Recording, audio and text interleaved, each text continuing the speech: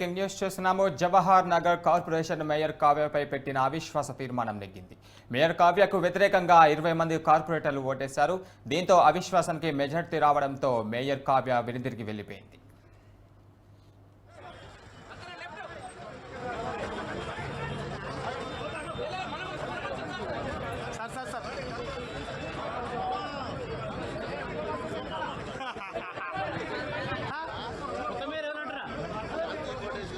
cottage Goud మేయరా Shanti